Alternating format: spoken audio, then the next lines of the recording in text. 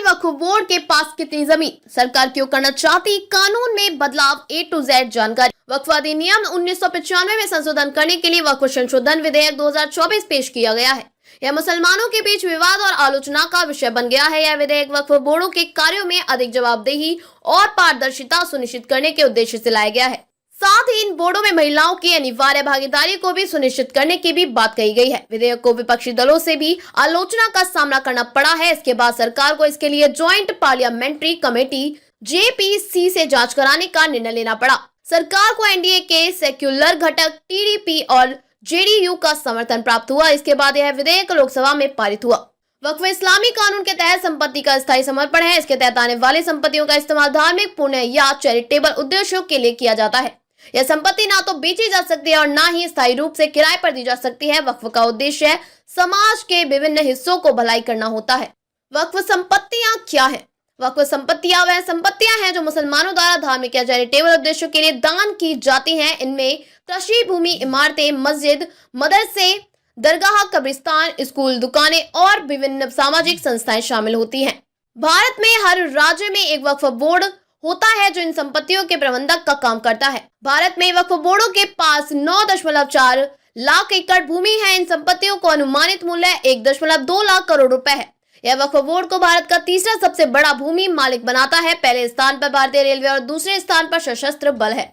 वक्फ कानून में बदलावों को क्यों किया जा रहा है? वक्फ अधिनियम 1995 में संशोधन के लिए पेश किए गए विधेयक के उद्देश्य वक्फ बोर्डों की पारदर्शिता और जवाबदेही बढ़ाना है। नए विधेयक के तहत वक्फ बोर्डों को अपनी संपत्तियां जिला कलेक्टरों के पास रजिस्टर कराना अनिवार्य होगा ताकि संपत्तियों का सही मूल्यांकन हो सके। वर्तमान में वक्फ बोर्ड के सदस्य चुनाव के माध्यम से चुने जाते हैं, लेकिन नए विधेयक के तहत सभी सदस्य सरकार द्वारा नामित किए जाएंगे। इसके कारण राजनीतिक नियंत्रण बढ़ने का डर जताया जा रहा है। विधेयक में यह भी प्रावधान है कि एक गैर मुस्लिम व्यक्ति को वक्फ बोर्ड का मुख्य कार्यकारी अधिकारी CEO बनाया जा सकता है।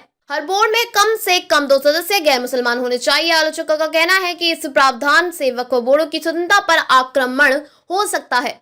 भारत में कितने वक्फ बोर्ड हैं? भारत में कुल 30 वक्फ बोर्ड हैं जो अपने अपने राज्यों में वक्फ संपत्तियों का प्रबंधन करते हैं। यह बोर्ड इन संपत्तियों के उचित प्रबंधन का धर्मार्थिक कार्य के लिए जिम्मेदार होते हैं।